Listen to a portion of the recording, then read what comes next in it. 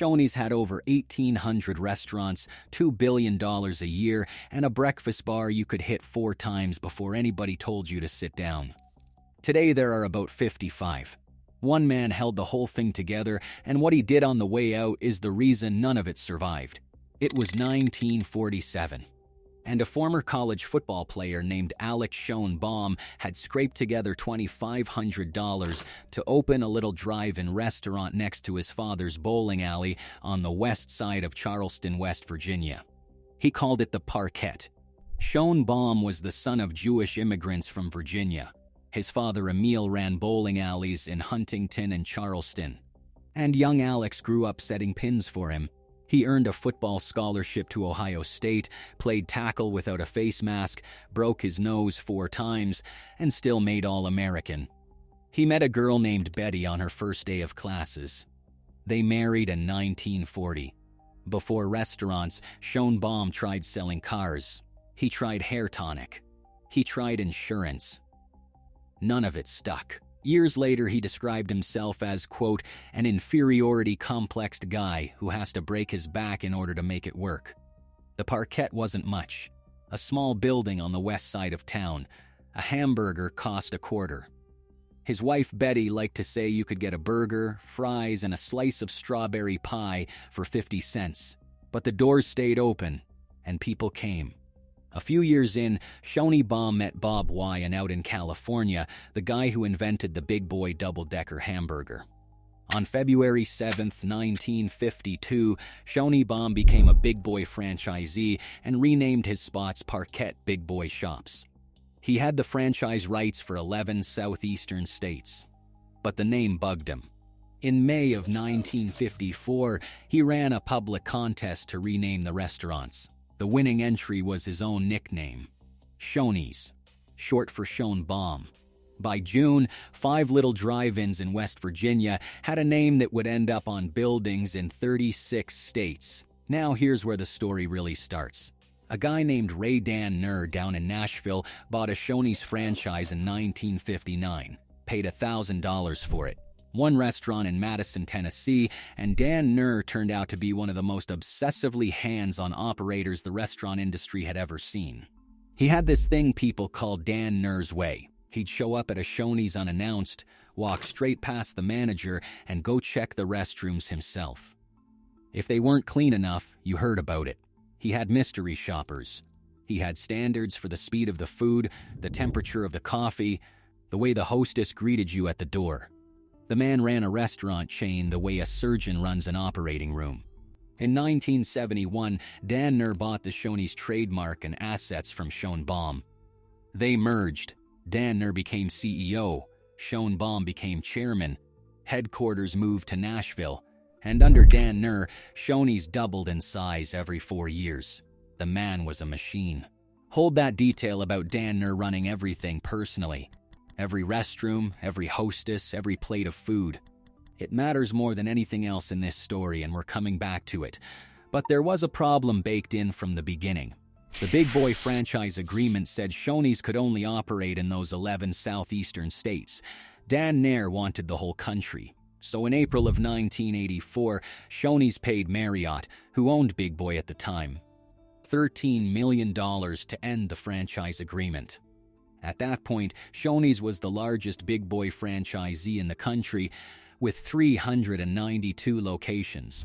They dropped the Big Boy name, dropped the Big Boy burger, and stood on their own. They'd already started building their own identity back in 1977 with a new mascot. A friendly brown bear in a red Shoney's t-shirt. The Shoney Bear. Kids loved that thing. There were plush toys and overalls, coin banks where the bear was giving a thumbs up, little cups with his face on them. For a whole generation of families in the South, that bear on the sign out front meant one thing: Sunday. And if your family ever drove the interstates through the Southeast, you know what I'm talking about. Shoney sat right off the highway, and on a family road trip, that sign meant you were stopping. It meant food, it meant a restroom that was actually clean, and it meant your dad was in a good mood for the next 100 miles because he just ate his weight in bacon. Church crowds, road trip families, local regulars who came every single week. Shoney's pulled all of them. That building was never empty on a weekend morning. And if you're over 50, I don't have to describe any of this to you, because you've been there. You know that booth. You know the feel of it on a Sunday morning. Your whole family packed in. Your dad already on his second plate. Your mom telling him to slow down. You know the line at that breakfast bar and the way it snaked past those silver chafing dishes, scrambled eggs, bacon sausage links, pancakes, biscuits and gravy, grits, waffles, cinnamon rolls, muffins, fresh fruit, and about a dozen other things you were going to try even though you were already full 3 plates ago. Your grandmother put a biscuit in her purse. Don't pretend she didn't. I remember standing by the register staring at that Shoney bear like it was a real animal behind glass. I was maybe 5 or 6, didn't care about the food yet, just the bear. That's a strange thing to remember this many years later, but that's how Shoney's worked. It didn't try to be the thing you'd never forget. It just was. That breakfast bar launched in 1981, right on the heels of the salad bars that had swept the restaurant industry in the 70s. And it changed everything. Morning sales at Shoney's had been falling for years, and this reversed it almost overnight. They expanded the bar to over 40 items. All you can eat, one price. By the end of the 80s, breakfast drove about 25% of total sales at company-owned restaurants. People weren't coming to Shoney's for a menu item anymore. They were coming for the bar. Hold that too, by the end of this story, that breakfast bar is doing 60% of Shoney's total sales. 60%. One offering. That number is going to matter. And then there was the hot fudge cake. 2 layers of chocolate cake with vanilla ice cream in the middle, hot fudge poured over the top, whipped cream, and a cherry. Shoney's says they still serve over 2 million of those a year. That dessert alone was a reason to go. Here's the thing to hold on to, because it explains everything that comes after.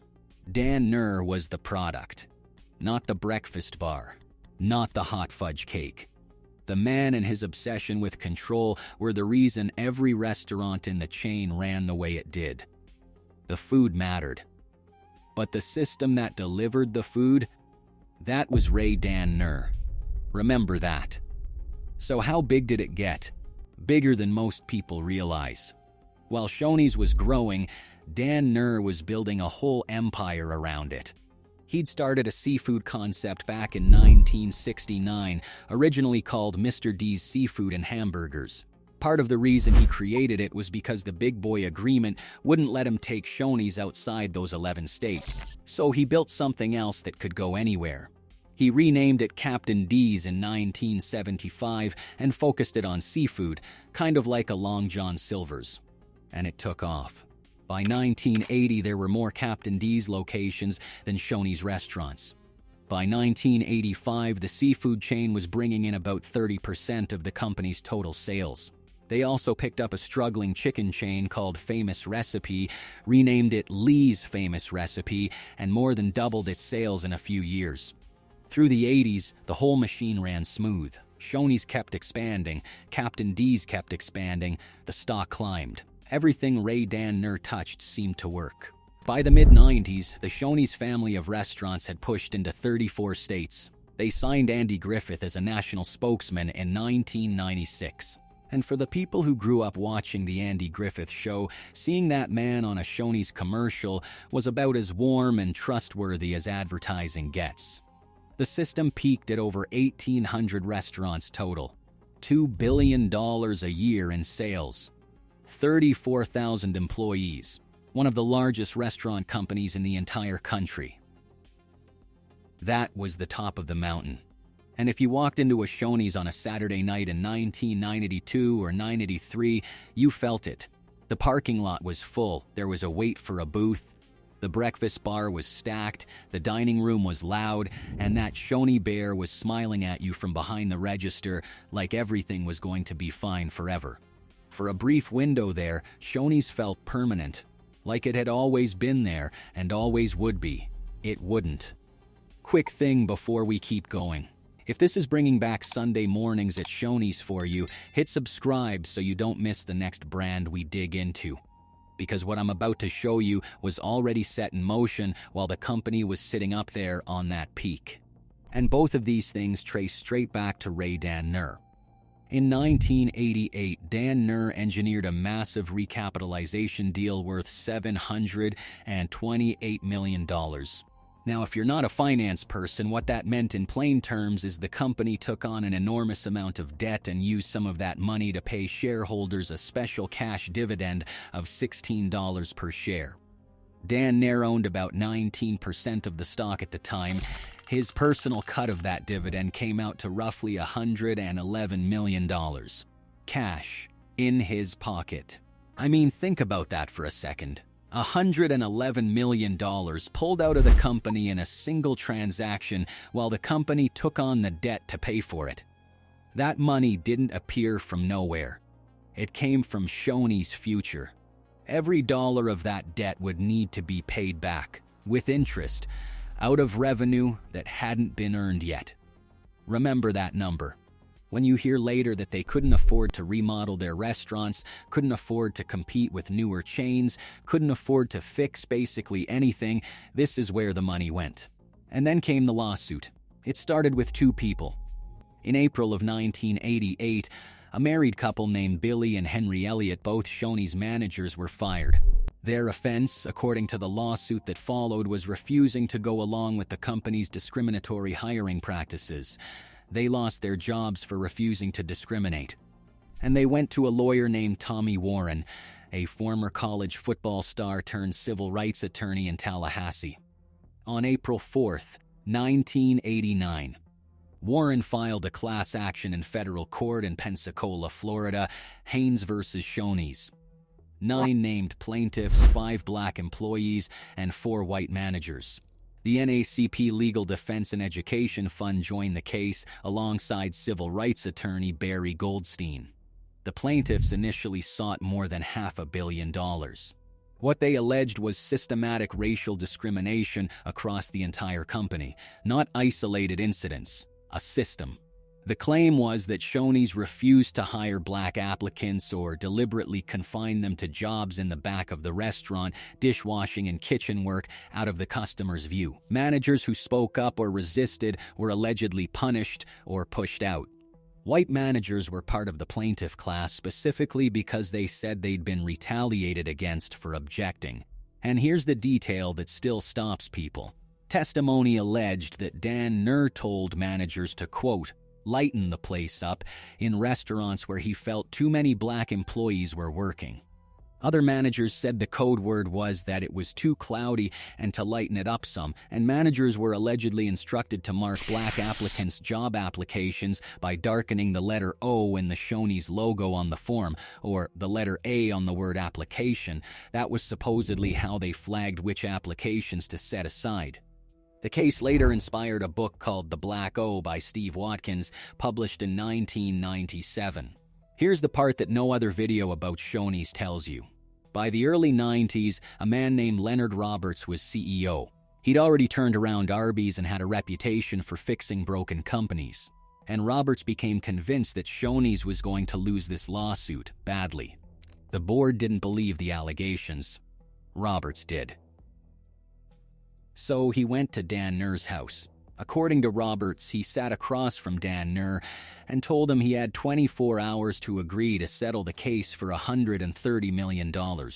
If he didn't, Roberts said, Shoney's would join the lawsuit on the side of the plaintiffs. Against its own founder. Dan Nur threw him out of his house. The next morning, Dan Nur agreed, but on one condition. Roberts had to resign. Roberts later said he walked into the board meeting expecting a standing ovation. Instead, he lost his job for doing the right thing. That detail right there tells you everything about what kind of company this had become behind the warm memories and the breakfast bar. Dan Nur denied the allegations throughout. But the case went on, and in January of 1993, the court approved a consent decree. $132.5 million. $105 million went to the class. Somewhere between 10,000 and 40,000 black applicants and employees were covered, depending on which estimate you use. 11 people received the maximum payout of $100,000 each. The class period ran from February of 1985 through November of 1992. At the time, it was the largest racial discrimination settlement in American history. Danner personally surrendered stock worth about $65 million as part of the settlement. That was roughly 83% of the company's total settlement burden coming out of one man's holdings. He became a life member of the NAACP. He didn't stand for re-election to the board. By March of 1993, Shoney's bought out the remainder of his stock and he was gone. Completely. The man who had run everything, who had been the reason every restroom was clean, and every hostess smiled and every breakfast bar was stocked by 6 in the morning, was out. Remember what I said. Dan Neer was the product. And the product just walked out the door. What he left behind was a company carrying a mountain of debt from the recapitalization and the reputational damage of the largest discrimination case the industry had ever seen. And no, they weren't ready for what came next. Here's what a company looks like when the only person who knew how to run it is gone. Between 1986 and 1997, Shoney's went through 6 different CEOs. 6 in about a decade. Every one of them walked into a company loaded with debt from the recapitalization, still dealing with the fallout of the discrimination case, and trying to figure out how to run a chain that had been run by one man's sheer force of personality for 30 years. And no, I'm not making that up. 6 CEOs. In 1997, the founder's son, Ray Schoenbaum, who was a minority shareholder at this point, launched a proxy fight to remove the current management and board. He publicly called the food at Shoney's terrible, his own family's restaurant chain, and he went on record saying the food was bad. The stock had dropped about 70% over the prior 3 years. The proxy fight cost the company somewhere between $5 and $6 million just to fight off, and in the end, the younger Schoenbaum and a few allies got seats on the board, but the damage was done. That's money and energy spent fighting each other instead of fixing the restaurants. And if you walked into a Shoney's in 1987 or 98, you could feel the difference from a decade earlier. The carpet was the same carpet. The booths were the same booths. The wallpaper hadn't moved. Places that used to have a line on Sunday morning now had open tables. The building felt like it was still living in 1986 while the rest of the world had moved on. And while management was turning over and the boardroom was on fire, all 3 of those details I asked you to hold came due at the same time. The debt from the 1988 recapitalization meant there was no money for remodels, no money for marketing. No money for any of the things you need to do when your restaurants are starting to look tired and your competitors are opening shiny new buildings down the street. And the breakfast bar, the thing that saved them in the 80s, had turned into something they couldn't get away from. By the late 90s, roughly 60% of every dollar spent at Shoney's came off that bar. Their own CEO called it an addiction. The problem was, buffet restaurants had exploded all over the country. Golden Corral, Old Country Buffet, Ryan's, dozens of regional players, and those places were bigger, newer, with more items and more space. Shoney's couldn't match them. The buildings were too small, and the money to expand them wasn't there, because of that debt. So they were stuck. The bar was their identity, but they couldn't compete on the bar anymore, and walking away from the bar meant walking away from 60% of their sales. And then there was the expansion. Remember, Shoney's had spent decades confined to 11 southeastern states. Once they paid that $13 million to break free from Big Boy in '84, they pushed hard. Too hard. By the mid-90s, they were in 34 states. But Shoney's had a deeply southern identity. Andy Griffith, Jeff Foxworthy, who did their commercials in 2002 and 2003. Biscuits and gravy. Grits. Sweet tea. This was a concept that was built for the Southeast, and they rushed it into markets where nobody had heard of them and nobody was asking for them. When they started closing underperforming locations, a lot of them were in those new states. You'd see a Shoney's in Ohio or Pennsylvania sitting half empty on a Friday night, while the Applebee's across the street had a 45-minute wait. Nobody up there had the memories. Nobody up there grew up on the breakfast bar. It was just another restaurant with a bear on the sign. Today, Shoney's has retreated almost entirely back to the Southeast. Most of the roughly 55 that are left sit in Tennessee, Georgia, Virginia, and the Carolinas. The expansion was a bet, and the bet didn't pay. In 1996, already buried in debt, the company borrowed another $100 million to buy its largest franchisee, TPI Enterprises, for $164 million. TPI brought in 176 Shoney's restaurants and 67 Captain D's. Sounds like a good deal until you find out those restaurants were performing about 20% worse than the ones the company already owned. Analysts called it a major interference that derailed the turnaround plan. So they spent $164 million to buy somebody else's problems. That year, revenue hit $1.2 billion, but the company posted a net loss of $35 million and closed 75 locations. By 2000, the company was delisted from the New York Stock Exchange. They restructured their debt, cutting about $149 million off the books. 2 years later, Lone Star Funds bought the whole company for about $240 million and took it private. They sold off Captain D's in 2005. And across the South, people started noticing the Shoney's down the road was closed. The sign was dark. The parking lot was empty. The bear wasn't smiling at anybody anymore. One by one, they just went quiet. In 2007, a man named David Voudpour bought the Shoney's brand through his company, Royal Hospitality. At that point, there were about 282 locations left. He started remodeling, pushing franchising, trying to breathe life back into it. And the count just kept falling. 282 became 165, then 150, then 55. Along the way, they tried everything. They changed the tagline from classic American food to come back to what's good, which, if you think about it, is kind of an admission that you left. They signed Jeff Foxworthy in 2002 to do TV commercials. He did these breakfast buffet spots where his fictional uncle Delbert ate too much at the bar. Funny commercials. Didn't save them. Voudpour has been talking about a return to the glory days for years. Their website still says they're growing fast and expanding. 55 restaurants. In a country where they once had over 1,800. That website is doing a lot of heavy lifting. Nobody killed Shoney's. Not really. It was a bunch of things that all landed at the same time, and most of them trace back to the same man. Dan Nur built it with his own hands. He set every standard. He checked every restroom. He made sure that breakfast bar was full, and the hostess was smiling, and the coffee was hot. And then he pulled $111 million out of the company, left behind a scandal that cost another $132 million, and walked away.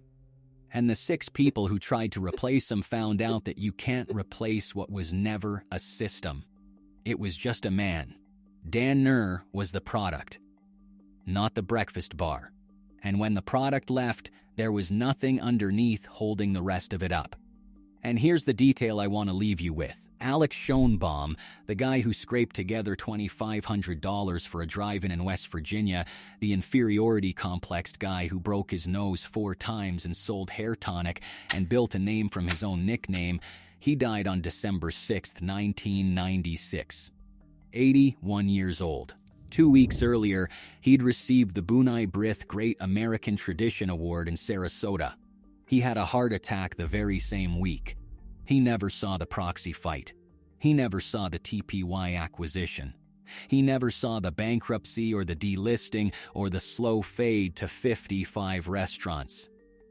He left while his name still meant something good on a building. His wife, Betty, the girl he met on her first day at Ohio State, lived to be 100. But for a while there, it was really something, wasn't it? That breakfast bar on a Sunday morning. Your family crammed into a booth, the bear on the wall, the hot fudge cake that you told yourself you weren't going to get this time, and then you got it anyway. So tell me, which Shoney's was yours? What town? What year? Who'd you go with? And be honest, how many trips did you make to that bar before someone in your family told you to sit down? I want the comments full of these, because somebody down there sat in the exact same booth you did and remembers the exact same thing. Drop it below.